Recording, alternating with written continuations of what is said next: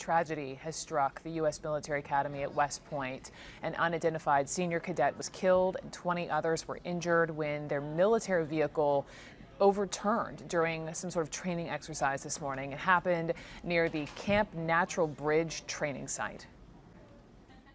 We train very heavily here at West Point, and the training they do is part of our normal senior training. They've been doing this for some time now, and they were headed to land navigation training when they were in the back of the truck. They were being transferred to the training site, and that's when the vehicle had the accident. No, it is not common for these vehicles to turn over. It's very rough terrain. You can see the hills we have here.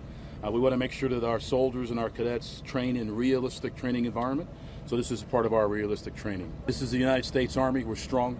We're strong here at West Point. The community has come together very nicely, as I talked about the medical support and all the great professionals we have here, along with our partners, as I mentioned. So we responded extremely quickly. We heard just a short time ago from the superintendent there, the three-star General Daryl Williams.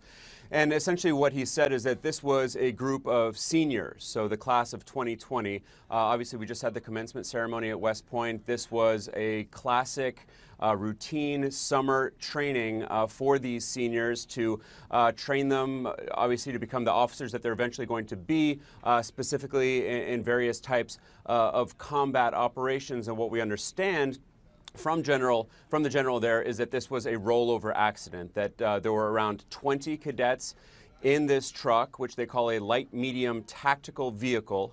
And it was being driven by a soldier, an active duty soldier, when it rolled over. The general there confirming that one of the cadets was indeed killed. He didn't say where this cadet was sitting. 20 others were injured. Thankfully, according to the superintendent, none of those injuries are life-threatening. Actually, Brooke, I just spoke with someone who was directly involved, who was there on the scene earlier today, who said that this was little more than an accident. But of course, it is a horribly tragic accident for the family of that cadet.